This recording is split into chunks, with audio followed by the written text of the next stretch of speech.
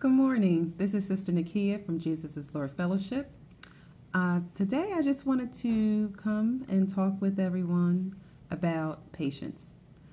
Patience is something that is so hard to have.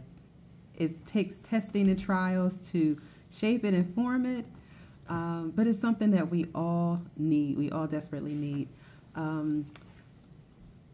In the world that we live in society, things are so fast. It's like fast food everywhere. You know, you want it, you get it, you want it, you get it. You know, everything is fast. But things that are worth waiting for take patience. They take patience. You know, nothing that is worth it is easy. Nothing that is worth it comes quick to you. It takes patience. It takes work. And we have to learn to sit and wait on God. We have to have our hearts steadfast. We have to go through the trials, the ups and downs. We have to trust and have faith and know that what God is bringing us to is worth the wait. You know, we don't want our destiny on like a fast food drive-through. You know, if everybody could just pick it up so fast and go on with it, then what is it worth? I found a scripture that says, the book of James, chapter 5, verses 7 through 8. Be patient, the brothers, until the Lord coming. See how the farmer waits for the land to yield its precious crops, and how patient he is for the autumn and spring rains. You too be patient and stand firm, because the Lord is coming near. You know, this scripture says to me that it takes time. You know, when you plant something in the earth, it doesn't just sprout up the next day and yield its fruit and give you its fruit. No, it takes time. It takes watering. It takes tending. It takes time for nature to take its course. You know, when a farmer is working the land, you know, he's not trying to pull the crops before they're ready. You know, he's not trying to pluck the fruit from the trees before it's ripened, you know, but it takes that patience just to know when it's just the right time to pluck that fruit so that it yields its best product for you. And that's what we have to do. We have to take patience and let things yield its best fruit. You know, in this season of my life, I am learning to be patient, you know, and even though some things take long, you know, it is worth the wait. I was talking to some friends and I said, you know, I've been doing this for 5 years and, you know, I'm still having the same results, you know, and that's because I'm not being patient. I'm not allowing God to work in it. You know, we put it in God's hand, but then we take it right back out of his hands before he's even worked it.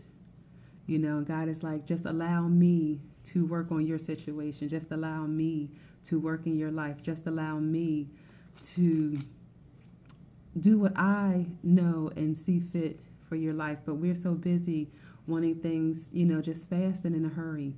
You know, so this season of my life is teaching me to have patience. It's teaching me to trust God, and it's teaching me to rely on him. You know, it's so rare because some things are just so easy for me to set over to God and say, all right, God, I'm going to trust you. I'm going to not interfere because I know that me interfering slows things up. You know, sometimes we want to say, all right, well, if I can do this, I can help God out in this way, you know, but that's us interfering. That's us interfering. That's us putting it in God's hands and taking it right back out and saying, okay, God, it didn't happen in my time, so I'm going to just, you know, rush it along. And that slows us down. And that puts us right back at ground zero at the first start, you know, when we could have been towards the end of a thing. You know, we've taken it out of God's hands and said, oh, I'm a fiddle with it a little bit more. Let me take it back, you know, and now we're back at ground zero.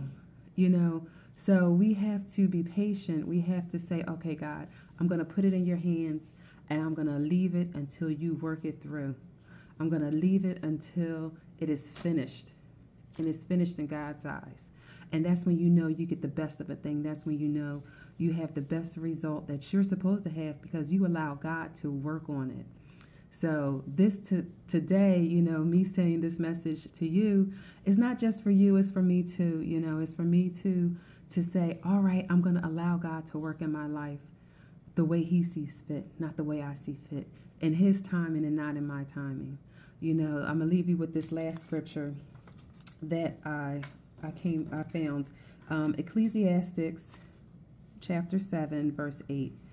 It says, better is the end of a thing than the beginning, and the patient in spirit is better than the proud in spirit.